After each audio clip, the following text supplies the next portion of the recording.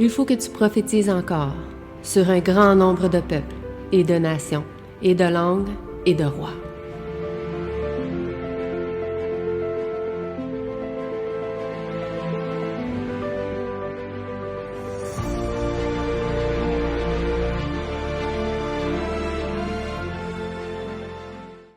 Bon sabbat à vous, à ceux qui sont avec nous sur Zoom, en personne. Oh non. Donc, j'espère que vous allez bien en cette journée. Donc, aujourd'hui, nous allons voir le sujet qui s'intitule Notre résolution. Désolé, il y a un J, je ne sais pas pourquoi. Donc, c'est résolution. Donc, c'est une erreur. Notre résolution 2024.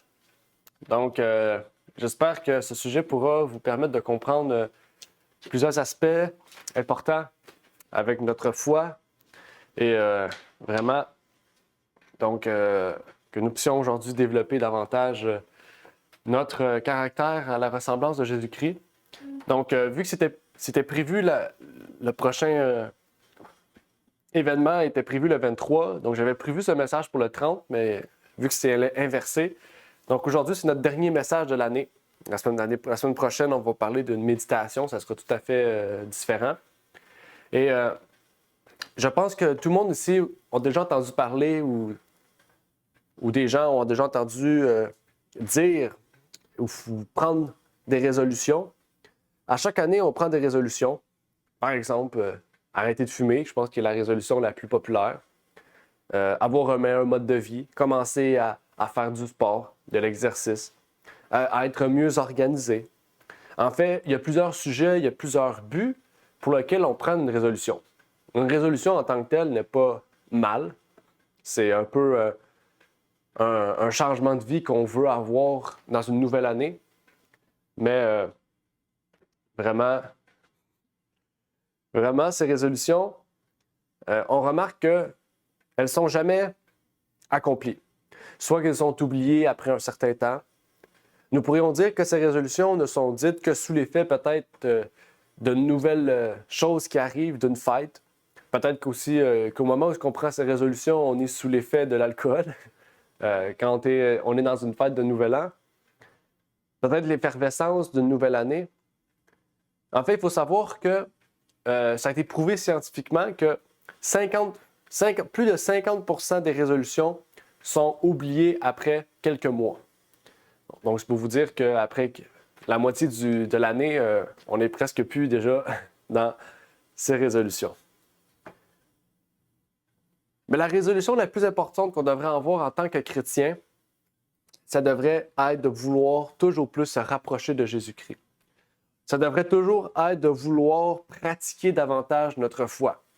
Qu'est-ce que je pourrais faire de mieux en 2024 pour les autres? Qu'est-ce que je pourrais faire de mieux en 2024 pour mon prochain? Qu'est-ce que je pourrais faire de mieux l'année prochaine pour ma famille, pour mes amis, pour mon entourage? Comment je peux être une meilleure personne, un meilleur chrétien à la ressemblance du Christ? Quand nous nous faisons baptiser, nous prenons une résolution de vouloir donner notre vie à notre Seigneur Jésus-Christ.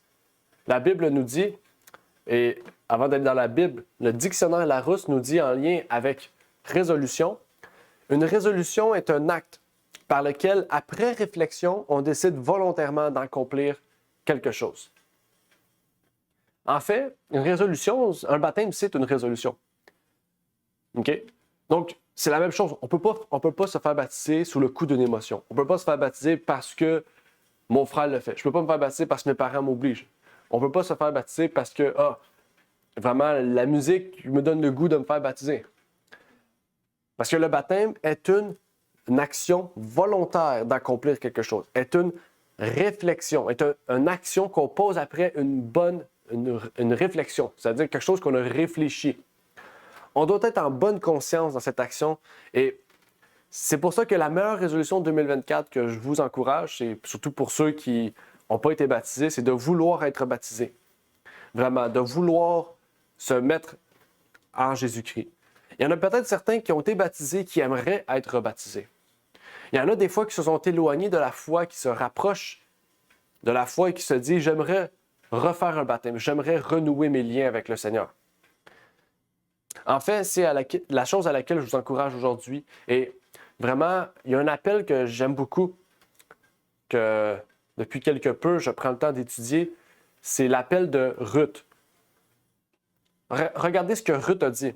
Ruth a dit « Ne me presse pas de te laisser pour m'éloigner de toi, car où tu iras, j'irai, et où tu demeureras, je demeurerai. Ton peuple sera mon peuple et ton Dieu sera mon Dieu. » Donc ici, il y a un appel important de la part de Dieu, mais aussi dans les mots de Ruth. On devrait faire la même chose. Prendre exemple ici sur Jésus-Christ. Où est-ce que Jésus irait, j'irai. Où est-ce que Jésus va demeurer, je vais demeurer. Où est-ce que Jésus est, où est-ce que son peuple est, je vais y aller. Où est-ce que le Père de Dieu est, je vais y aller. On devrait prendre la même résolution que Ruth. Et donc, avant de commencer, j'aimerais pouvoir prier avec vous pour que nous puissions vraiment comprendre cette résolution aujourd'hui ensemble. Donc, prenez la position adéquate. Notre Père qui est aux cieux, j'aimerais te remercier pour ce moment que tu nous permets d'avoir, de pouvoir partager ensemble ces vérités si cruciales et si importantes en lien avec ta parole. Que tu puisses bénir ce moment, Seigneur, ces résolutions que nous voulons prendre en compte, Seigneur, pour cette nouvelle année qui arrive. Peut-être que ce sera la dernière année, on ne sait pas, Seigneur, mais que nous puissions, Seigneur, aujourd'hui donner notre vie à toi, vouloir renouer nos liens, Seigneur, et permettre que nous puissions toujours être plus près de toi, Seigneur, pour que nous puissions mieux comprendre ta parole, mieux pratiquer ta parole, puisque la foi, Seigneur, doit être mise en pratique pour confirmer, Seigneur, cette foi que nous avons. Que tu puisses bénir ceux et celles qui écouteront ce message, ceux qui sont avec nous aujourd'hui, qui peut-être voudront se rapprocher de toi, voudront avancer avec toi, voudront renouer leurs liens, Seigneur, et que tu puisses bénir chaque personne, Seigneur, qui sont présents avec nous. Au nom de ton Fils Jésus-Christ. Amen. Où tu iras, j'irai. Ces termes devraient être notre mot d'ordre. Où est-ce que Jésus est, j'irai. Où est-ce que Jésus ira, j'irai. Ça devrait être notre plus grande résolution pour cette prochaine année. C'est ce que je souhaite pour vous. Et d'autres résolutions qui incluent cette chose, c'est que Dieu nous appelle à nous séparer du monde. Dieu nous appelle à nous séparer du monde. Et ça, c'est un appel très important. Dans Jean 15, au verset 19 à 21, la Bible nous dit « Si le monde vous hait, sachez qu'il m'a haï avant vous. Si vous étiez du monde, le monde aimerait ce qui est à lui. Mais parce que vous n'êtes pas du monde, mais que je vous ai choisi dans le monde, c'est pour cela que le monde vous hait. Souvenez-vous de la parole que je vous ai dite, le serviteur n'est pas plus grand que son maître. S'ils m'ont persécuté, ils vous persécuteront aussi. S'ils ont observé ma parole, ils observeront aussi la vôtre. Mais ils vous feront tout cela à cause de mon nom, parce qu'ils ne connaissent point celui qui m'a envoyé. » Ici, le Christ est très clair sur ça. Il nous demande ici de comprendre sa vie, de voir sa vie, d'étudier. On vous demande aujourd'hui, c'est une requête vraiment pour l'année prochaine, de prendre le temps d'étudier, de lire un des épîtres, des évangiles. Matthieu, Marc, Luc, Jean. Je vous conseille Matthieu si vous voulez un aspect plus historique. Je vous conseille Marc si vous voulez un aspect plus simple. Je vous conseille Luc si vous voulez un aspect plus médicinal, écrite, manuscrite. Et Luc a une très belle écriture dans sa structure. Oui, surtout ses prédications, etc. Mais si vous voulez un aspect plus doctrinal, allez voir Jean. Jean révèle beaucoup la divinité de Jésus. Chacun des évangiles a une optique différente. Et vraiment, c'est sûr qu'il y en a un parmi les quatre que vous allez aimer plus que l'autre. Pas parce qu'il est meilleur, mais que dans sa présentation, il va vous toucher davantage. Et vraiment, je vous conseille de faire cela pour voir comment était Jésus, qu'est-ce qu'a subi Jésus et comment a fini Jésus. OK? Et cela va vous permettre de voir que dans ma vie, dans notre vie, on doit subir la même chose, comme Jésus l'a dit ici. Okay? Parce qu'avant, on était tous du monde. Avant, on faisait partie du monde. Avant, peut-être qu'on buvait, peut-être qu'on fumait, peut-être qu'on prenait part aux activités du monde. On prenait part à la médecine du monde. On prenait part à l'éducation du monde, à la musique du monde, à toutes sortes d'aspects du monde. Et Dieu nous a sortis de différents mondes, dans le sens de différents problèmes que nous avions. Il nous a mis ensemble. OK? Pourquoi? Pour que nous puissions être séparés du monde. Pas parce qu'on n'aime pas le monde, parce que Dieu nous invite à sortir du monde, nous invite à sortir de l'idée du monde, de sortir des pratiques de ce monde. Et il nous dit, puisque vous êtes sortis, eh bien, les gens qui sont restés, ils vont vous détester parce qu'ils m'ont détesté, parce que moi, je n'étais pas comme eux. OK? Et Dieu nous invite à cela. Cette séparation, cette différence qui devrait y avoir entre le christianisme et le paganisme aujourd'hui est très mince. Mais Dieu invite un peuple à vraiment marquer d'un trait très visible, OK? Parce il faut savoir que le chrétien ne doit pas être différent seulement dans ses paroles et dans ses actions, mais il doit être différent dans tous les aspects, que ce soit de façon sociale, extérieure, intérieure, on pourrait dire au niveau de l'aspect d'éducation, du couple. Un chrétien va être différent dans tous les aspects de sa vie. Et on doit vraiment le faire remarquer. On doit vraiment voir une différence. Et à cause de toutes ces différences-là, nous serons persécutés. Et Dieu nous invite à rester fermes dès maintenant. Si nous gardons notre profession de foi dès maintenant, nous allons pouvoir rester fermes dans l'adversité qui va avancer, qui va venir. Cette persécution ne sera pas causée à cause de nos différends. Elle sera causée parce que Satan, l'ennemi de nos âmes, sera derrière et voudra persécuter la personne que nous servons, Jésus-Christ. Parce que Satan le sait, s'il nous persécute, il persécute Jésus. Parce que nous sommes ses adeptes, dans le sens où nous sommes celui qui veulent faire la même chose qu'il a fait, marcher dans ses pas.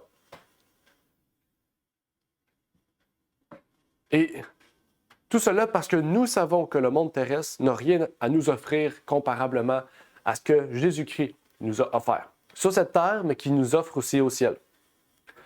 Dans 1 Jean 4, versets 4 et 5, on nous dit « Vous, petits enfants, vous êtes de Dieu et vous les avez vaincus, parce que celui qui est en vous est plus grand que celui qui est dans le monde.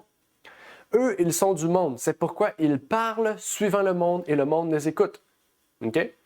Souvent, on se pose la question, on se dit pourquoi ces gens suivent ces personnes? Pourquoi ces gens suivent ce que les gouvernements disent, ce que les médias disent, ce que un tel dit? Bien parce que ces gens sont du monde, ils vont suivre le monde. OK? Et ceux qui suivent le Christ vont suivre le Christ. OK? Et Jean ici est très clair. Jean est très clair. Il nous dit que si nous sommes de Dieu, nous sommes vainqueurs sur le monde.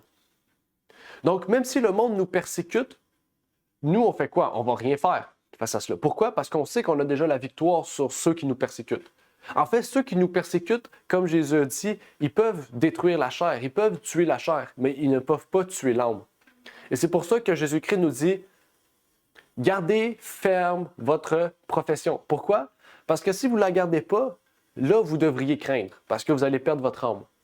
Mais Dieu nous dit, si vous demeurez ferme, vous allez peut-être perdre votre vie physique, mais vous allez revivre. Avec quoi? Avec un nouveau corps glorieux. Si vous avez Dieu dans votre vie, en vous, vous êtes déjà vainqueur du monde et de celui qui est le Dieu de ce monde, Satan lui-même. Car il est dit, il est plus grand que celui qui est dans le monde. Jésus-Christ est plus grand que le Dieu de ce monde, qui est Mammon, qui est Satan lui-même. Il y a donc un choix à faire. Nous avons un choix entre Dieu et Satan, entre l'Esprit de Dieu ou l'Esprit de Satan, l'Esprit de Caïn, comme Tite le dit. Tite et Jude dit, il y a des gens qui ont l'Esprit de Caïn, c'est-à-dire l'Esprit de destruction, l'Esprit du mal, de la méchanceté. Mais Dieu nous dit que si nous voulons suivre sa parole, il faut nous amener aussi vers quelque chose de plus grand encore. On nous dit ici dans 1 Jean 2, versets 15 et 16, « N'aimez point le monde, ni les choses qui sont dans le monde. Si quelqu'un aime le monde, l'amour du Père n'est point dans lui. Car tout ce qui est dans le monde, la convoitise de la chair, la convoitise des yeux et l'orgueil de la vie ne vient point du Père, mais du monde. » C'est qui le Dieu de ce monde? C'est Satan. Qu'est-ce que Satan a fait? La première chose que Satan a fait pour semer la discorde dans le ciel a été d'être orgueilleux. L'orgueil est le plus grand péché parce qu'il est le premier péché. Le premier péché qui a été commis au ciel est l'orgueil. Qu'est-ce qui est arrivé sur terre? L'ange, oui, on pourrait dire l'ange qui est tombé du ciel, Satan lui-même, est devenu un serpent. Pourquoi? Pour mentir à l'homme et la femme. Pour mentir à l'homme et la femme. L'amour du monde est contraire à l'amour du Père. Parce que l'amour du monde se concentre sur nous, mais l'amour de Dieu se concentre sur les autres. Tout ce que le monde apporte va donc nous concentrer sur nous. Ah, achète ça, tu vas être plus belle. Fais ci, tu vas être meilleur. Fais ça, tu vas paraître mieux. Fais ça, tu vas avoir une plus grande maison, une plus grande voiture. Mais Dieu nous dit tout le contraire. Dieu nous dit, achète ça parce que ça va plaire à ton prochain. Fais ça parce que ton prochain va pouvoir aussi avoir les mêmes choses que toi. Si toi, tu as de la nourriture, pourquoi vouloir aller dans les restaurants pour avoir encore plus de nourriture? Prends cet argent-là et donne-le à ton prochain pour que lui puisse manger. C'est ça l'amour du Père. C'est de dire que moi, j'ai de la nourriture, eh bien, j'offre le reste, j'offre une partie à mon prochain. Moi, j'ai une voiture, bien, je vais utiliser ma voiture pour aider mon prochain. Ça ne veut pas dire qu'on ne peut pas avoir une belle voiture. On a le droit d'avoir une belle voiture. Mais il faut être dans l'optique que si j'ai une belle voiture, eh bien, je peux l'utiliser quand même pour aider mon prochain. Au lieu de l'utiliser pour poster des photos Instagram et dire « Regardez ma belle voiture avec tout l'argent que j'ai », puis prôner l'orgueil, l'égocentrisme. En fait, c'est toujours l'optique dans laquelle on fait les choses. C'est toujours l'optique dans laquelle on fait les choses. On peut avoir une grosse voiture pour pouvoir aider beaucoup de personnes. OK? Tout comme on peut avoir une grosse voiture juste pour faire le mal avec. C'est toujours l'optique dans laquelle on vise, en fait, qui révèle l'amour du Père ou l'amour du prochain. Et c'est pour ça que tout ce qu'on fait est important. Pourquoi? Parce que c'est écrit. Tantôt, on a lu que l'ennemi, nos ennemis, OK? Nos persécuteurs vont regarder nos gestes et nos paroles. Ils vont prendre tous nos gestes et toutes nos paroles pour les revirer contre nous. Donc, si vous portez une mauvaise action, même si vous avez fait 90% de bonnes actions, ils vont prendre cette mauvaise action-là, puis ils vont vous rentrer dedans. Bon québécois, ils vont vous rentrer dedans. Pourquoi? Parce que c'est ça l'ennemi, en fait. Satan, c'est ça qu'il fait, hein? Élie avait tout fait de bien. OK? Mais Satan l'a poussé à devenir dépressif, anxieux, à se replier sur soi-même et de fuir dans une grotte pour se cacher. Mais Dieu est allé le chercher dans sa dépression, dans son anxiété, dans le fait qu'il se disait être seul. Et il l'a sorti de l'emprise de Satan. Et donc, Dieu nous montre que l'état spirituel du chrétien est important. Il faut savoir que les chrétiens aujourd'hui, ils peuvent être froids, ils peuvent être tièdes, ils peuvent être bouillants. OK? Et il faut faire une différence entre ces trois choses-là. On peut être bouillant sous l'emprise de l'émotion. Et ça, c'est pas être bouillant, ça. Hein? Être bouillant sous l'emprise de l'émotion, c'est passager. Demain, c'est fini. OK? C'est comme boire de l'alcool. On est sous l'effet de l'alcool 24 à 48 heures selon le nombre de consommations qu'on a pris, le taux d'alcoolémie, etc. Mais après ça, l'effet s'estompe. Bien, les émotions, c'est la même chose. Tant si longtemps qu'un événement ou une chose nous procure de l'émotion, eh bien, on va être bouillant. Mais quand ça se termine, on redevient froid. Et c'est là le problème. Dieu veut vraiment qu'on soit bouillant de façon volontaire et de façon à ce que l'Esprit vienne sur nous, non par nos émotions, mais parce qu'on le veut. Que votre oui soit oui, que votre non soit non. Oui, je le veux, non, je ne le veux pas. Uriah Smith nous dit dans son livre, en lien avec la froideur, la tiédeur, la chaleur, il y a bouillonnement. Mais quel genre d'état spirituel est désigné par le froid? Remarquons d'abord que c'est un état de quoi? Sentiment. À cet égard, il est supérieur à la tiédeur qui est un état d'insensibilité, d'indifférence et de suprême satisfaction de soi. Être chaud est aussi être dans un état de sensibilité.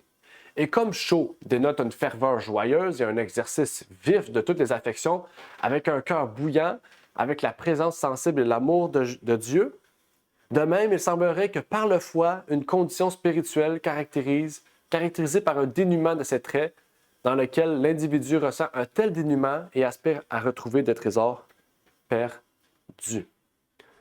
On a ici un texte important. On nous dit, les trésors perdus sont les trésors perdus de Dieu. En fait, les trésors perdus sont les trésors perdus sur la terre que le chrétien essaie de rechercher. Et ça, c'est un problème, en fait. La froideur, la tiédeur et la chaleur sont des caractéristiques de l'état du chrétien. Tout le christianisme se définit par 3 états spirituels, froid, tiède et chaud. Okay? Ça, c'est clair. La froideur, c'est un état spirituel de sentiment. Okay? On base notre état spirituel sur les sentiments et en fait, on reste là. La tiédeur, c'est le fait que j'ai un message, je reste dessus, puis j'ai le meilleur message.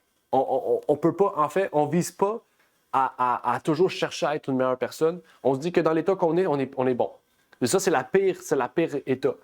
Parce que c'est comme ça que les Juifs étaient. Les Juifs se disaient à être bons, avoir toute la vérité, à être aptes et ne pas avoir besoin de Jésus. Et qu'est-ce qui est arrivé? Ils ont perdu la possibilité de connaître leur Sauveur. Nous devons tous être bouillants. Nous pouvons sortir de la froideur pour devenir bouillants. Nous pouvons sortir de la tiédeur avec beaucoup de difficultés pour devenir bouillants. Et cela se fait parce que Dieu veut le faire en nous. C'est parce que nous voulons changer que Dieu peut le faire en nous. Je vous encourage à écouter un sermon qui s'appelle « L'amour des plaisirs ». Donc, si vous voulez aller l'écouter, vous pouvez aller sur YouTube, écrire ligne sur ligne, puis écrire l'amour des plaisirs. Vous pourrez le trouver assez facilement. Ou vous pouvez aussi aller télécharger le diaporama, puis cliquer sur la photo, vous allez atterrir directement sur le lien. J'encourage, c'est un message qui est très puissant, très important, qui nous relate beaucoup de choses en lien avec l'amour des plaisirs, puis réellement, je pense que vous allez être bénis par ce message. Deuxième chose, à ce que Dieu nous appelle cette année, en 2024, pas cette année, il nous appelle à nous sanctifier. J'aimerais débuter par une citation que j'ai trouvée importante en lien avec ce message, qui est dans le livre My Life Today, qui dit « La véritable sanctification est une conformité totale à la volonté de Dieu. Les pensées et les sentiments rebelles sont surmontés et la voix de Jésus éveille une vie nouvelle qui envahit tout l'être. Ceux qui sont vraiment sanctifiés n'érigent pas leur propre opinion en normes du bien et du mal. Ils se font pas une propre idée de la justice. Ils ne sont pas fanatiques ou pharisaïques, mais ils sont jaloux d'eux-mêmes, craignant toujours de peur qu'une promesse ne leur soit laissée, de ne pas remplir les conditions sur lesquelles les promesses sont basées. La sanctification biblique ne consiste pas en une forte émotion. C'est ici que beaucoup se fourvoient. Ils font des sentiments leurs critères. Lorsqu'ils se sentent exaltés ou heureux, ils affirment qu'ils sont sanctifiés. Des sentiments heureux ou l'absence de joie ne sont pas une preuve qu'une personne est ou n'est pas sanctifiée. La sanctification instantanée n'existe pas. La véritable sanctification est un travail quotidien qui se poursuit aussi longtemps que dure la vie. Ceux qui luttent contre les tentations quotidiennes, qui surmontent leur propre tendance au péché et qui recherchent la sainteté du cœur et de la vie ne se vantent pas de leur sainteté. Ils ont faim et soif de justice. Le péché leur apparaît comme extrêmement mauvais. J'espère que par ce message, cette citation, vous aurez pu bien comprendre ce à quoi Dieu veut faire en nous. La véritable sanctification est un tout qui englobe notre être interne et externe, notre esprit, notre corps, notre âme. Selon la parole de Dieu, doit être sanctifié. Et elle a relaté une des erreurs communes, qui est quoi? De faire notre propre opinion sur ce qui est juste et injuste, de faire des préjugés, ou de se faire une propre justice. On trouve des gens comme cela dans l'Église, qui se disent que telle action est mal. Hein? Qui se disent porteurs, au lieu d'être, le texte, j'ai oublié, c'est porteur de vos frères, être là pour vos frères. Au lieu d'être le garant protecteur de vos frères, bien, ils se portent le juge de leurs frères et de leurs sœurs. En fait, il y a un problème à cela. Savez-vous pourquoi? Parce que chacun d'entre nous part d'un monde différent. Il y a peut-être une personne qui part d'une vie où il était alcoolique. Peut-être une autre personne part d'une vie où il était soumis à la drogue. Peut-être une autre personne part de la vie où qui aimait beaucoup aller dans les parties, où il y avait un mix de beaucoup de choses. Et quand on rentre dans l'Église, on se base sur notre expérience pour faire un jugement. On se base sur notre expérience pour émettre un jugement. Et ça, c'est une grave erreur. Parce que c'est sûr que notre jugement est faussé. Parce qu'on part d'un monde où on n'était pas chrétien à ce que maintenant on est chrétien. Et donc, on doit vraiment se fonder sur la parole quand on veut émettre quelque chose. Quand il y a un problème dans l'Église, on doit dire, dans la Bible, telle chose est écrite, vraiment, je vois un problème dans cela. Il faut en parler, en fait, au lieu d'émettre un jugement. J'aimerais lire une citation d'un des pionniers adventistes, Daniel Bourdeau, pour ceux qui connaissent, le premier pasteur adventiste du Québec. Donc, la première église du Canada a été mise au Québec. Voilà, c'est l'église de South Circular en dans les années 1880, je pense, 70-80. C'est la première église du Canada adventiste. C'était au Québec, à South Circular, par le pasteur Bourdeau. Regardez ce qu'il nous dit à propos de la sanctification. À mesure que l'enfant de Dieu contemple la vérité, il y voit progressivement la gloire du Seigneur et tombe amoureux de son merveilleux caractère. C'est gros, là, tombe amoureux. Okay? Sous l'influence de la vérité divine, il voit quelques beaux traits du caractère chrétien et s'y conforme. Ainsi, il grandit en Christ et s'assimile à sa ressemblance. La lumière brille sur une autre qualité, puis sur une autre.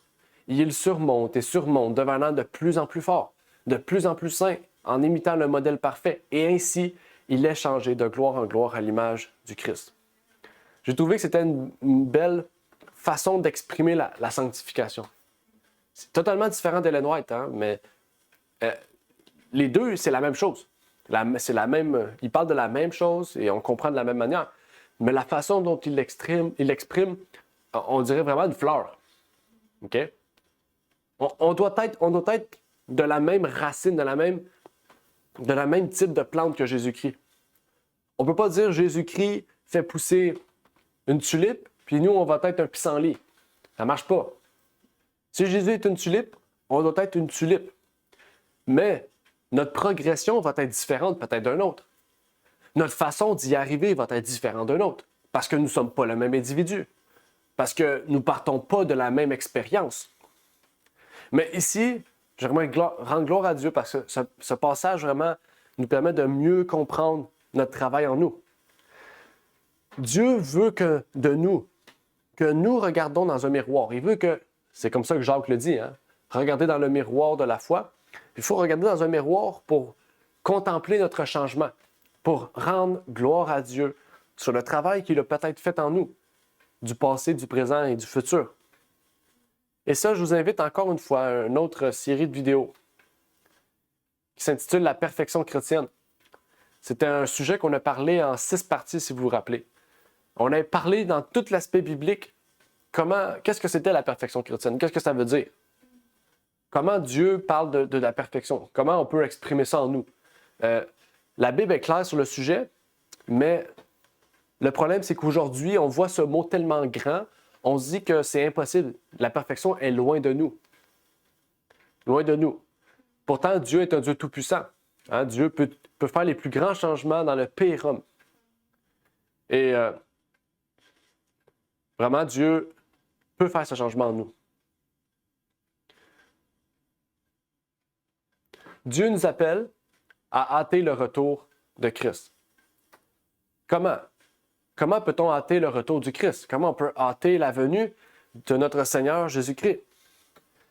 En fait, tous ceux qui aiment Dieu et qui aiment son Fils Jésus-Christ voudront hâter son retour. Plusieurs raisons se font ressentir et se font voir face à ce sujet. Oh, désolé. Dans Apocalypse 21, verset 4, on nous dit « Et Dieu essuiera toute larme de leurs yeux, et la mort ne sera plus. Il n'y aura plus ni deuil, ni cri, ni travail, car les premières choses sont passées. » Dieu veut que nous hâtons son retour pour que le péché soit détruit à tout jamais, pour que la mort soit anéantie à tout jamais. Et s'il n'y a plus de mort, c'est qu'il n'y a plus de péché. Hein? S'il n'y a plus de mort, c'est parce qu'il n'y a plus de péché.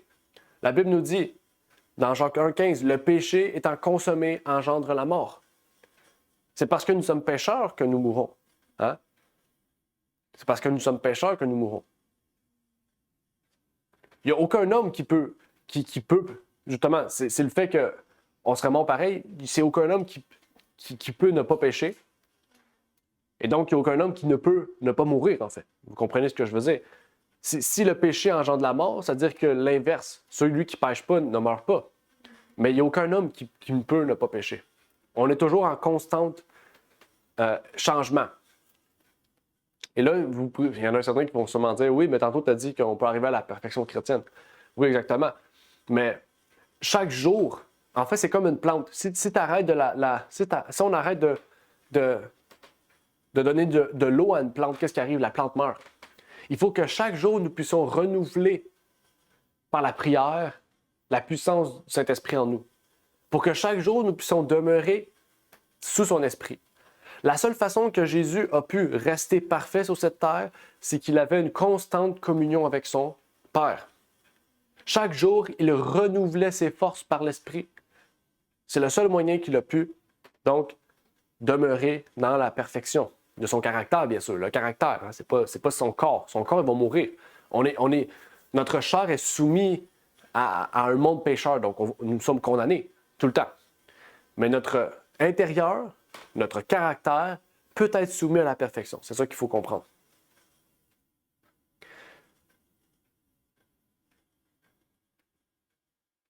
Dans Ecclésiaste 12, verset 16, on nous dit aussi « Car Dieu fera venir toute œuvre en jugement avec tout ce qui est caché, soit bien, soit mal. » En fait, en hâtant la venue de Jésus, on hâte la justice de Dieu pour qu'elle soit rendue. Souvent, on dit dans ce monde, je ne comprends pas pourquoi il y a autant d'injustice, je ne comprends pas pourquoi il y a autant de personnes qui meurent, qui sont innocentes. Ça, c'est la cause de la méchanceté de l'homme. Ce n'est pas à cause de Dieu. Hein? Dieu ne peut pas intervenir dans la vie des hommes sans que l'homme lui demande. Si une personne lui demande d'intervenir dans sa vie, Dieu va intervenir. Mais la méchanceté de l'homme fait en sorte que des gens innocents meurent sans même que Dieu puisse intervenir. Pas parce que Dieu ne veut pas ou qu'il ne peut pas. C'est que la méchanceté de l'homme doit être révélée pour que ceux et celles qui voient ces choses puissent dire « on doit se tourner vers le Seigneur ». Et ces choses annoncent que Jésus revient bientôt, mais ces choses devraient nous pousser à hâter la venue de Jésus. Pourquoi? Pour que Dieu puisse rendre justice à toutes ces méchantes personnes, à tous ces méchants. On doit le dire, c'est pas des personnes juste méchantes. Okay? Il y en a certains d'entre eux, ils sont sous l'emprise totale de Satan. Mais ces personnes-là vont recevoir une punition sévère lorsque Dieu viendra rendre justice. On peut répondre Amen à cela? Amen. Dans Ésaïe 65, verset 17, on nous dit « Car voici, je vais créer de nouveaux cieux et une nouvelle terre, et on ne se souviendra plus des choses passées, et elles ne reviendront en mémoire. » Qu'est-ce qui va arriver? Il va y avoir un retour à la paix. Il va y avoir un retour, puisqu'il n'y a plus de méchants, puisque la justice a été rendue. Qu'est-ce qui arrive? La paix. Il n'y a plus de méchants. Il n'y a plus de voleurs. Il n'y a plus de meurtriers. Il n'y a plus d'adultères. Il n'y a plus de sataniques. Il n'y a plus de personnes qui font de la magie, de la sorcellerie. Hein? Même la Bible dit, les chiens seront mis dehors. Dehors les chiens. Qui sont les chiens? Ce sont tous ceux qui commettent l'iniquité. Il n'y aura plus de chiens. Là, ici, on ne parle pas des chiens physiques, on parle des chiens spirituels. Les chiens physiques vont être au ciel. Il y aura des chiens au ciel. Mais ça ne sera pas spirituellement, il n'y aura plus de chiens. C'est une invitation importante qu'on a ici, que Dieu nous appelle, Dieu nous invite à prendre en compte. Ce retour de paix sera la fin de la mort, la justice qui sera rendue, la terre qui sera purifiée. Plusieurs choses seront mises en place pour que la justice soit rendue sur terre, la paix soit de retour. Déjà, on comprend ici, comme vous voyez au chapitre 65 et 66 d'Ésaïe, que la Nouvelle Jérusalem sera une capitale et une métropole. Il n'y aura plus de détresse, il n'y aura plus d'enfants, il n'y aura plus de vieillards. Nous aurons nos propres maisons, nos propres vignes. Tous les animaux seront herbivores. Mais surtout, il y aura l'observation du sabbat, qui sera quoi? Le centre d'attention de tous ceux et celles qui croient en Jésus-Christ. Le dernier verset d'Ésaïe nous dit qu'à chaque mois, de sabbat en sabbat, nous allons rendre gloire à Dieu. C'est important de le noter. C'est important de le noter. Parce que les chrétiens aujourd'hui disent qu'il n'y a plus de sabbat. Puis quand on sort ce verset-là, ils disent « Ah ben oui, au ciel, le sabbat va être restauré. » Mais pourquoi sur terre, le sabbat ne serait plus là si au ciel, le sabbat va être restauré? C'est la réponse la plus absurde que j'ai jamais entendue en lien avec le sabbat, bien sûr. Et c'est comme dire la même chose. C'est comme dire que, sur terre, eh bien, les animaux sont comme ça, mais au ciel, ils ne seront plus comme ça. Là, vous comprenez que bibliquement, la Bible est claire sur le sujet, mais pourquoi on ne ferait pas la chose sur terre si au ciel, on va le faire? Je trouve que c'est quand même assez révélateur sur ce qu'on devrait faire sur terre pour qu'on puisse bien le faire au ciel. OK? Parce que ceux qui n'observent pas le sabbat sur terre, comment ils vont pouvoir l'observer au ciel s'ils n'y croient pas sur terre? Parce qu'il faut savoir, Jésus-Christ ne va pas changer notre cerveau. Hein? Il va pas nous endoctriner. Nous devons croire véritablement à la vérité sur terre pour qu'au ciel, nous puissions continuer à suivre la vérité. Vous comprenez, hein? C'est comme si sur terre, il y a des chrétiens qui disent on peut tuer des gens, puis au ciel, ben, Dieu interdit les meurtres. C'est absurde. Okay? Pourquoi sur terre, les chrétiens pourraient tuer si au ciel, on ne pourrait pas? C'est parce que sur terre, on ne peut pas. Hein? On va pas changer de vie comme ça en un clin d'œil parce que Jésus-Christ le dit. On comprend ici, toutes ces choses devraient être des bonnes nouvelles. Imaginez, il n'y aura plus de vieillards, on ne vieillira plus. Il n'y aura plus d'enfants parce que, à cause de ce qui s'est passé avec Adam et Ève, donc ces choses-là vont arrêter. Il n'y aura plus de détresse, ce qui veut dire que toutes les difficultés qu'on vit en ce moment n'arriveront plus. Il n'y aura plus de métropole, de capitale. Il y aura une seule ville, entre guillemets. Ce sera la Nouvelle Jérusalem. On n'aura plus besoin de tuer d'animaux parce qu'ils nous attaquent. Parce que tous les animaux vont être des amis, entre eux puis avec nous. On va avoir des maisons, on va avoir des vignes, on pourra prendre du jus de raisin, on ne va pas prendre de l'alcool, on va prendre du jus de raisin. Hein? Comme vous savez, le grand souper que Jésus a fait, le dernier souper que Jésus a fait sur terre, c'était du jus de raisin avec du pain. Hein? Et Dieu nous invite à la même chose au ciel. Du moins au niveau du vin, ça, on le sait, au niveau de la vigne, du jus de raisin. L'apôtre Pierre aussi va en ce sens. C'est pas que l'Ancien Testament, le Nouveau Testament aussi nous dit dans 2 Pierre, c'est 2 Pierre 11 et 13, c'est pas ça, là, mais on va lire ensemble. Puis donc, que toutes ces choses doivent se dissoudre. ne devez-vous pas être par la sainteté de votre conduite et votre piété, attendant et hâtant la venue du jour de Dieu, dans lequel les cieux enflammés seront dissous et les éléments embrasés se fondront? Or, nous attendons selon sa promesse de nouveaux cieux et une nouvelle terre où la justice habite. Ici, ce qui est intéressant, c'est que Dieu a promis de faire une nouvelle terre et de nouveaux cieux. Où ce que quoi, la justice habite. Okay? Ça veut dire qu'il y aura juste le bien, il n'y aura plus de mal. C'est ça la justice, en fait. Hein, la justice, c'est positif. La justice, c'est le contraire de l'injustice. Donc, il n'y aura plus de chiens, en fait. Spirituellement, il n'y aura plus de tous ceux qui viennent détruire tout ce que Dieu fait de bien. Mais ici, le plus important, c'est de comprendre la promesse. En 2024, je vous invite à mettre dans votre cœur la promesse que ce que nous voyons ici sur cette terre, bientôt, nous ne le verrons plus. Que bientôt, Dieu reviendra chercher ses enfants. Dieu ne prend pas la terre, Dieu prend ses enfants. Donc, voulez-vous être parmi ses enfants? Attendez et hâtez la venue de notre Seigneur Jésus-Christ. Et vous verrez votre Dieu et votre Sauveur Jésus-Christ par la suite. Dieu nous appelle aussi à nous unir dans l'amour et la vérité. C'est important parce que l'œcuménisme, la base de l'œcuménisme, c'est l'amour. Mais ce n'est pas la vérité. En fait, on ne peut pas développer l'amour divin si on ne croit pas la même chose. On ne peut pas développer l'amour divin si, en fait, chacun a un point de vue différent sur la justice, un point de vue différent sur l'amour, un point de vue différent sur l'éducation, sur différentes choses. Vous comprenez? Comment on peut être uni avec des musulmans, des juifs, si les musulmans sont autorisés à tuer pour leur foi, puis les juifs refusent notre Seigneur Jésus-Christ? Comprenez qu'il y a un problème ici. Hein?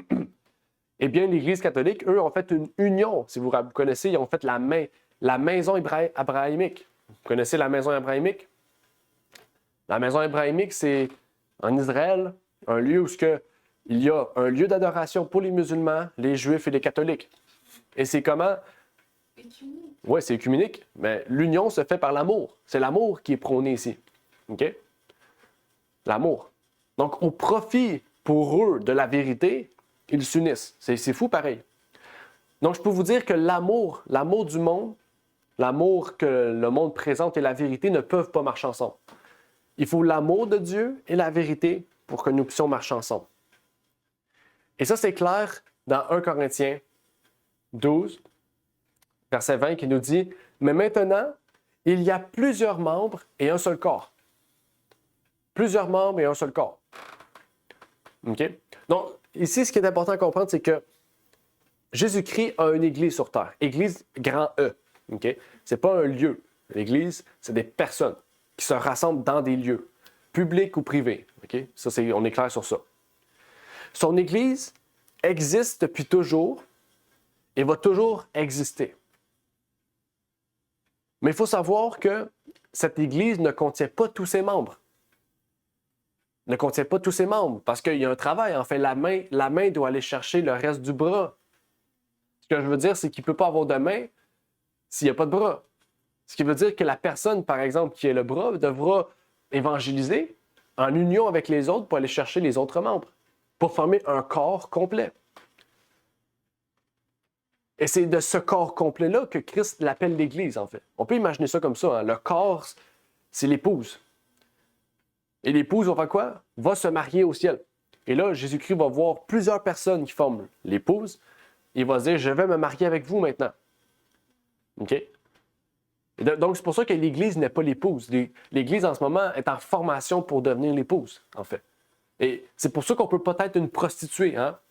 Parce que, je ne sais pas si vous aimeriez vous marier à une prostituée, mais vous savez les difficultés que vous allez rencontrer dans votre couple, mais dans tout le reste de votre vie aussi, à plusieurs niveaux.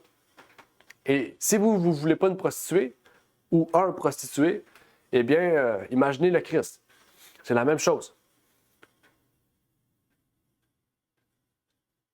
En fait, le message qui unit l'amour et la vérité ensemble est le message des trois anges. Le message des trois anges unit l'amour et la vérité ensemble. Puisque, un, l'Évangile éternel et la véritable divinité est prêché. 2, nous devons sortir de Babylone, sortir du monde dans le fond. 3, la marque de la bête et l'image de la bête face au commandement de Dieu et à la foi de Jésus. Voici le grand conflit final et le grand sujet de discussion central auquel le peuple de Dieu va s'unir et travailler ensemble pour former le corps de Christ, l'Église de Christ.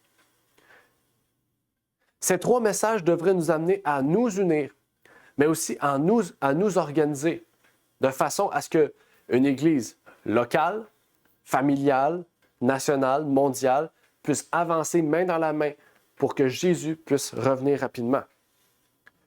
En fait, même la servante du Seigneur est en accord avec ses propos, puisqu'elle nous dit, dans Testimonies for the Church, que l'union et l'amour puissent exister entre ses disciples. Tel était le sens de la dernière prière de notre Sauveur pour eux avant sa crucifixion. Je ne prie pas seulement pour eux, mais aussi pour ceux qui croiront en moi par leur parole, afin que tous soient un comme toi, Père. Tu es en moi et moi en toi, afin qu'eux aussi soient un en nous, pour que le monde croie que tu m'as envoyé. En fait, une Église désunie va détruire l'identité de Jésus-Christ, va détruire ce que Jésus-Christ est venu mettre sur terre. En fait, si nous sommes une Église désunie, nous détruisons directement la prière de Jésus-Christ. En fait, l'unité parfaite règne entre le Père et le Fils et doit être la même chose entre les membres de l'Église du Christ. Et je vous dis ça parce que c'est très important. Pourquoi? Parce qu'en 2024, je veux vous encourager que nous sommes tous différents. OK? Nous sommes tous différents. Nous sommes différents peut-être de langue, peut-être de couleur, de nationalité, d'origine. Nous sommes différents du passé, de notre passé. Nous sommes différents dans la façon dont nous parlons, dont nous exprimons. Nous sommes différents dans tous les aspects. C'est ce qui nous rend uniques en tant qu'être humain individu et individu. Mais toutes ces choses, toutes ces différences que nous avons entre nous devraient nous montrer qu'ensemble, nous pouvons être une Église. En fait, comment une Église entre ses membres ne peut pas être unie et se dire d'aller chercher les gens? Ici, c'est une question que je veux vous dire. Comment une Église qui est désunie peut annoncer un message? Vous comprenez? Vous savez que Jésus-Christ a dit, vous allez travailler 2 par 2. Comment vous allez pouvoir travailler 2 par 2 si déjà avec juste votre frère ou votre sœur, vous ne pouvez même pas travailler avec lui? En fait, une Église désunie ne pourra jamais prêcher le message. Parce que les gens vont venir à l'Église puis ils vont vous voir vous crier dessus, ne pas vous aimer à la face, comme on dirait au Québec. Vous allez vous détester à la face. Vous allez vous haïr entre vous. Comment après ça les gens vont voir l'Église? Ils vont se dire, ben là, pourquoi j'entre dans une Église où que les gens ne s'aiment pas entre eux? Et pour s'aimer entre eux, il ne faut pas mettre un masque aussi. Parce qu'il y en a qui vont mettre un masque pour dire on s'aime, on est unis. Non. On doit être sincère. La Bible dit, quand j'ai un problème contre mon frère, je vais avec lui, je prie avec, je ressors et nous sommes réconciliés. Dieu nous invite à la réconciliation. Dieu nous invite à dire, j'ai un problème contre toi, telle chose, je n'ai pas aimé ça et tout. Essayez de comprendre. Dieu nous invite à ces choses. L'unité de l'Église est ce qui fait le plus peur à Satan. Parce qu'une Église unie est une Église forte. Une Église unie est une armée qui ne peut être touchée. Rappelez-vous de ces paroles pour 2024, très important. Une Église unie est une Église qui ne peut être touchée. Encore une fois, l'union fait la force. La division fait la faiblesse. Lorsque ceux qui croient à la vérité présente sont unis, ils exercent une influence révélatrice. Satan l'a bien compris. Il n'a jamais été plus déterminé qu'aujourd'hui à rendre inopérante la vérité de Dieu en provoquant quoi? Amertume et dissension au sein du peuple de Dieu. Le monde est contre nous. Les églises populaires sont contre nous. Les lois du pays seront bientôt contre nous. S'il n'y a jamais eu un moment où le peuple de Dieu devrait se presser ensemble, c'est maintenant. C'est clair, hein? Qu'est-ce qui est écrit ici? Qu'est-ce qui est écrit? Le monde est contre nous. Les païens sont contre nous. Les païens sont contre nous. Les églises populaires, protestantes, catholiques, etc., sont contre nous. OK? Récemment, j'ai vu un post sur Facebook. Il disait ceux qui observent le sabbat, on devrait vraiment les tasser, les mettre de côté. Puis quasiment, c'était vraiment radical. Là. Il nous traite de radical, puis lui-même, dans ses propos, c'était vraiment quasiment une attaque physique là, OK? Envers des individus qui croient seulement à quelque chose de différent de ces gens-là. Mais bientôt, les lois du pays vont être contre nous. Bientôt, notre propre nation, auquel on aura servi, peut-être travaillé pour, vont être contre nous. Mais ça, la Bible avait tout prédit. La Bible avait tout prédit, hein? Les chrétiens ont été persécutés depuis des décennies, en particulier ceux qui gardaient la vérité présente. Mais bientôt, ces trois puissances vont s'unir ensemble pour détruire le peuple de Dieu. Parce que, à ce qui paraît, c'est nous le problème. Mais ici, Dieu nous dit, par l'entremise de sa servante, l'union fait la force, la division fait la faiblesse. Une Église forte, une Église qui peut exterminer, détruire le mal. Détruire les forces des ténèbres, c'est une Église unie. C'est important. Et c'est de cela aussi qu'on remarque. Quand on voit des gens qui disent « Ah, moi, j'ai mon propre ministère », les gens, ils ne veulent pas s'unir, ils ne veulent pas travailler avec vous parce qu'ils aiment mieux avoir un contrôle sur ce qu'ils font, gérer l'argent, diriger, faire à leur tête. Eh bien, ça, c'est le contraire de ce que Dieu veut. OK? C'est le contraire de ce que Dieu veut. Parce qu'on se retrouve dans la situation biblique où ce que des personnes disaient « Ah, ben moi, je suis du ministère de Paul, moi, je suis du ministère d'un tel. Je suis du ministère de Silas, je suis du ministère de Tite, je suis du ministère de Timothée. » C'est pas comme ça que ça marche. OK? Et ceux qui disent que « Ah, ben moi, je suis de l'église d'Olivier », c'est pas mon église, c'est pas mes affaires. Hein. C'est pas... Je travaille pour l'Église, oui, pour l'Église du Christ, mais c'est pas à moi que ça appartient. C'est l'Église qui m'a choisi pour représenter l'Église. Il y a une différence. OK? Je suis, on pourrait dire, quand un pays envoie un délégué dans un autre pays, eh bien, c'est moi, par exemple. OK? Je prends un exemple large, mais en fait, sans les autres personnes qui sont de l'Église, qui préparent les choses aussi, sans peut-être que vous remarquez, mais en fait, je ne serais pas là. C'est la preuve que chaque membre a son don. Chaque membre a sa part dans l'Église. A ce qu'il peut donner à l'Église. Et c'est pour ça que Dieu veut que chacun d'entre nous soit au service d'autrui. En fait, il n'y a pas de maître dans l'Église. Il n'y a que des serviteurs dans l'Église. Il n'y a aucun maître dans l'Église, ça c'est important. Il n'y a que des serviteurs. S'il y a des maîtres dans l'Église, des personnes qui aiment s'appeler par des titres, l'apôtre un tel, le pasteur un tel, le diacre, l'ancien, le diaconesse, peu importe, puis ils aiment ce titre-là, en fait, ils retournent dans le système papal, en fait. Le système papal, il aime ça quand on les appelle père, prêtre, archevêque, pape. Hein, on ne dit jamais le François, hein, on ne dit jamais François II, hein, on dit le pape François. C'est comme ça qu'on le reconnaît, on l'identifie par son titre. Le docteur un tel. Okay? Mais dans l'Église, ça ne devrait pas exister. On ne dit pas pasteur un tel. On sait que son don, c'est le pastorat. On sait que son don, c'est le diaconat ou l'anciennat. Mais son nom, c'est pas ancien un tel.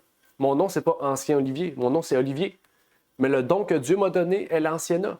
Tout comme une autre personne, son don va être l'enseignement ou la guérison ou le parler en langue. On ne dit pas le parler en langue. On ne dit pas parler en langue, madame. Hein? Parler en langue aravenant, on dit aravenant. Si on fait ça, on retourne dans l'idée monarchique de la papauté. C'est tout le contraire de l'Église du Christ. On détruit l'organisation sur laquelle Dieu a fondé l'Église. Hein? Il faut savoir que l'Église catholique, c'est l'Église universelle. C'est le nom qu'elle porte. Hein? C'est l'Église universelle de la destruction, en fait. Et aujourd'hui, l'Église universelle prône l'amour. L'amour de quoi? L'amour du péché. Désolé, mais c'est exactement ça. L'Église catholique a accepté récemment la bénédiction des mariages homosexuels. C'est aucune offense, j'ai aucune haine envers une classe d'individus ou des individus quelconques, mais en fait, c'est une abomination aux yeux de Dieu. Ce que le pape François a fait, c'est légaliser quelque chose qui n'est pas légal aux yeux de Dieu. C'est légaliser, en fait, soi-disant par le représentant de Dieu, de Christ, ce qui ne l'est pas bibliquement. Et en faisant cela, il force tous ceux qui font partie de l'œcuménisme à accepter cela. Hein? C'est grave. Ici, c'est juste pour vous montrer la grandeur des choses. Au nom de l'amour, en quoi? On sollicite le péché. Est-ce que vous pensez que c'est ça l'amour? L'amour, c'est pas l'inclusion. Hein? L'amour, c'est pas l'inclusion. L'amour, c'est la transformation à l'image du Christ. Ça, c'est l'amour du Père. L'amour du Père veut que, en acceptant tout le monde, que nous puissions ressembler à Christ ensemble. C'est ça l'amour. C'est la vérité, dans le fond. C'est l'union de l'amour et de la vérité ensemble. L'amour du Père et de la vérité. Mais le pape, son plan, c'est l'inclusion. Peu importe qui tu es, tu viens comme tu es, puis tu restes comme tu es. Parce que le Dieu de la Trinité, le Dieu de la Trinité ne fait pas la différence entre la justice et l'injustice. Okay? Il ne fait pas la différence entre la justice et l'injustice. Pour eux, la justice inclut l'injustice. Tout ce qui est injuste est devenu juste parce que c'est amour. C'est grave, en fait. C'est une action très grave. Il faut réfléchir à cela. Dans le livre Reflecting Christ, désolé. Donc, refléter le Christ. Ça nous dit, la vraie religion met l'homme en harmonie avec les lois de Dieu, physiques, mentales et morales. Elle enseigne la maîtrise de soi, la tempérance, la sérénité. La religion ennoblit l'esprit et affine le goût et sanctifie le jugement. Elle fait participer l'âme à la pureté du ciel. La foi dans l'amour et la providence de Dieu allège le fardeau de l'anxiété et des soucis. Elle remplit le cœur de joie et de satisfaction. Que le sort soit le plus élevé ou le plus bas. La religion tend directement à promouvoir la santé, à prolonger la vie et à accroître la jouissance de toutes ses bénédictions. Elle ouvre l'âme une source intarissable de bonheur. Si seulement tous ceux qui n'ont pas choisi le Christ pouvaient se rendre compte qu'il y a quelque chose de bien meilleur à leur offrir que ce qu'ils recherchent eux-mêmes. Ici, j'ai rajouté ça. Il faut savoir que le message que je prêche aujourd'hui, je l'ai déjà prêché en 2021. J'ai repris le message, j'ai transformé certaines choses, j'ai ajouté certaines choses pour vraiment permettre que nous puissions mieux comprendre notre travail en 2024. Et ce passage-là, je l'ai rajouté. Parce qu'on a l'idée que la religion, c'est l'idée de, l'inclusion. Mais la vraie religion met tout homme en harmonie avec les lois de Dieu, qui sont des lois physiques, mentales et morales. Et ça, c'est important. C'est important. C'est pas écrit la religion. On peut être chrétien, mais ne pas faire partie de la vraie religion. Il faut savoir, hein? Parce que la Bible nous dit il y a des Juifs qui ne sont pas réellement Juifs. Ce qui veut dire il y a des chrétiens qui se disent chrétiens, mais qui ne sont pas chrétiens. OK? La Bible est claire à ce sujet. Et c'est pour ça que Dieu nous appelle, en tant que chrétiens, à une réforme. Il nous appelle à une réforme. Vous savez, c'est quoi une réforme? C'est un changement radical. C'est pas ce que la CAQ fait en ce moment. En ce moment, ce que la CAQ fait, ils appellent ça des réformes, mais c'est plus une destruction massive légale. C'est pas une réforme du tout. Mais Dieu nous appelle dans notre vie à nous réformer, à mettre en place des choses pour que nous puissions être transformés toujours plus à l'image de notre Seigneur Jésus-Christ. Et il nous dit ici dans Testimonies for the Church, écoutez bien ici, qu'est-ce qu'elle nous dit? L'appel à l'Église. Le temps est venu de procéder à une réforme en profondeur. Lorsque cette réforme commencera, l'esprit de prière animera chaque croyant et bannira de l'Église l'esprit de discorde et de dispute. Donc, qu'est-ce qu'elle nous dit ici? Elle nous dit que l'unité se fera quand il y aura une réforme dans l'Église. Sans réforme, il n'y a pas d'unité et l'Église reste faible.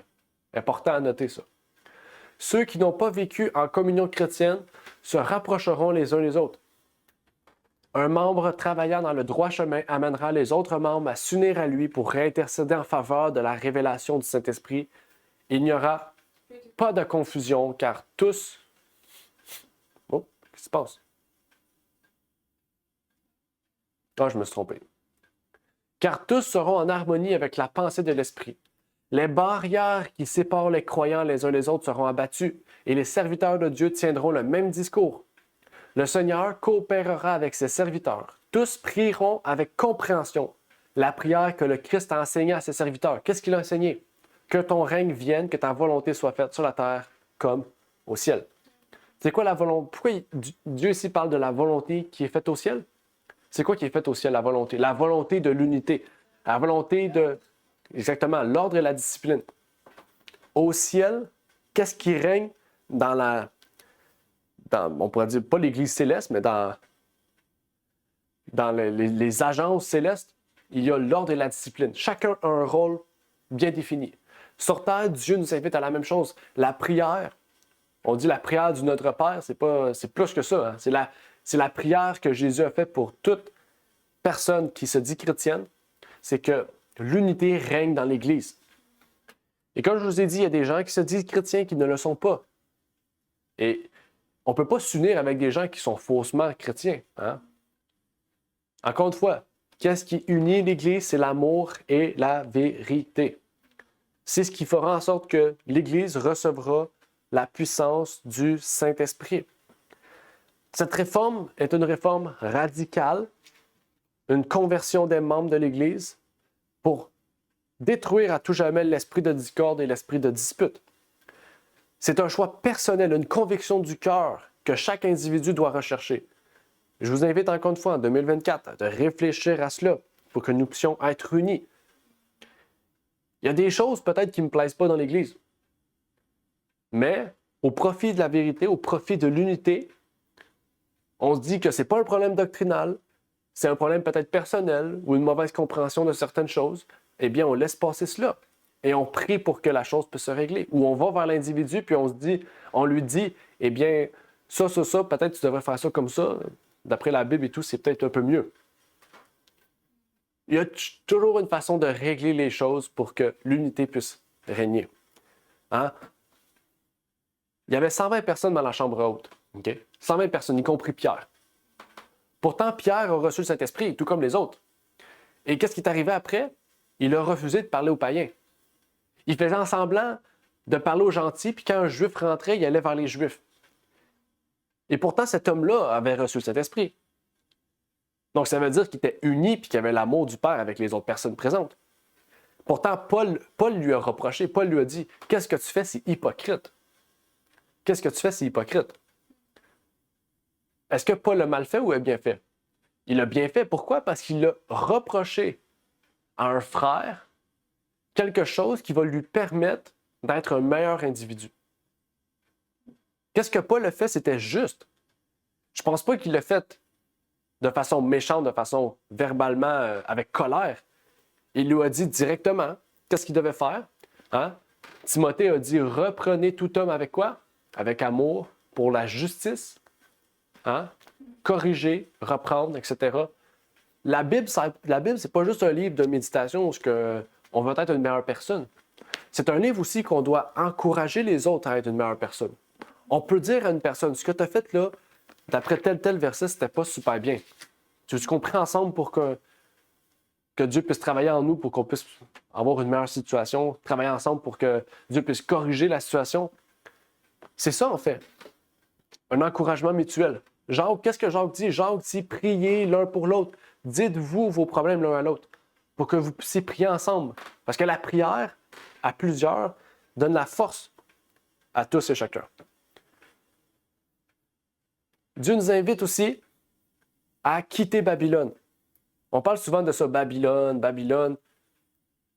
Il faut savoir que Babylone, c'est un terme large. Hein? Surtout les rastafarismes, peut-être vous connaissez les rastafarismes, c'est la religion très populaire en Jamaïque où les gens ont des grosses tresses. Là. Pour ceux que vous voyez, des Bob Marley, tous ces gens-là, si vous voyez des grosses tresses, c'est des gens qui sont rastafaristes. Okay? C'est une religion qui se dit être chrétienne. C'est pas une secte, mais presque. Puis, eux, le mot qu'ils utilisent beaucoup, c'est Babylone. Dans toutes les musiques rastafaristes que vous écoutez, Bob Marley, toutes ces personnes-là, vous allez toujours entendre le mot Babylone, Sion, etc. Parce que pour eux, le système, c'est Babylone. Pour eux, l'idée de Babylone, c'est le monde entier. Puis qu'est-ce qui nous amène à la paix? Bien, c'est de fumer de la marijuana. Ça nous amène à quitter Babylone, à nous élever. Ils ont vraiment une forme de pensée très spéciale. Okay? Très dans l'amour et dans le respect, mais pas dans le bon sens. Peut-être un peu trop large, on pourrait dire. Mais ici, je vous dis cela parce que, en fait, notre message aussi, c'est un peu similaire dans le sens que Dieu nous appelle à quitter Babylone. Eux, ils ont compris ça. À force de fumer, ils ont compris qu'il faut quitter Babylone. Mais Dieu nous appelle à quitter Babylone à force d'étudier la parole de Dieu. On comprend au fur et à mesure c'est quoi Babylone. On comprend dans quel contexte aussi Babylone est une chose auquel on doit quitter. Parce que la Babylone, c'est la confusion. Aujourd'hui, on vit au Québec, on voit un peu la confusion qui règne. Surtout dans le système éducatif en ce moment, c'est très visible. Hein? On voit les enfants, surtout, sont très maganés face à tout cela. Et ça, c'est la confusion. Ça, c'est Babylone. Okay? Le système éducatif moderne est un système babylonien. Déjà parce qu'il a retiré Dieu de l'équation. Et ça, c'est la chose la plus terrible qu'on ait pu faire. Mais aussi parce qu'on a retiré d'autres choses très importantes pour que les jeunes puissent être socialement des individus aptes à la vie. Aptes à être des adultes. Par exemple, ici, on nous dit « La communauté des élus qui est à Babylone, et Marc, mon fils, vous salue. » On parle ici d'une ville physique qui a été identifiée à une ville symbolique, qui est la ville de Rome, qui était la ville de la souillure, la ville de la perfidité. On peut dire ça comme ça. On comprend que Babylone est un système généralisé qui touche tous les domaines de la vie commune qui nous entoure. Babylone, on peut parler de la musique, on peut parler des pratiques religieuses, on peut parler des pratiques sociales, on peut parler des grandes villes, on peut parler de la mode, on peut parler de l'éducation. C'est large, Babylone. Babylone est dans tous les aspects qui nous entourent aujourd'hui. Et Dieu nous appelle à toutes ces choses, à pas seulement en sortir, mais à comprendre c'est quoi Babylone. Parce qu'on ne peut pas sortir de quelque chose qu'on ne sait pas. On ne peut pas sortir de quelque chose qu'on ne comprend pas. Et c'est pour ça que Dieu nous appelle au deuxième ange qui est sortir de Babylone, sortir de la corruption morale. On s'en va vers la conclusion. J'aimerais lire quelques passages avec vous, passages importants. Dans Luc 12, verset 36, par exemple, on nous dit « Et soyez comme des hommes qui attendent que leur maître revienne des noces, afin que quand il viendra et qu'il heurtera la porte, il lui ouvre aussitôt. » En fait, là, si vous attendez Jésus, mais que vous êtes à 10 km de ce que lui vous attend, quand il va ouvrir la porte, ben, vous n'allez pas être là, en fait. Vous comprenez, vous n'allez pas être prête. Et quand il va refermer, Jésus va dire « Je vous connais pas. Je vous ne connais point. » C'est ça que Jésus dit dans la parole, dans la parabole. « Je ne vous connais point. »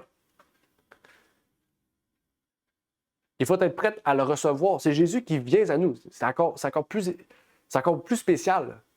On doit aller vers Dieu de façon spirituelle, mais il vient physiquement à nous pour nous chercher. Donc, il y a vraiment une liaison. Lui, il vient chercher des êtres physiques, mais nous, on se prépare spirituellement, intérieurement.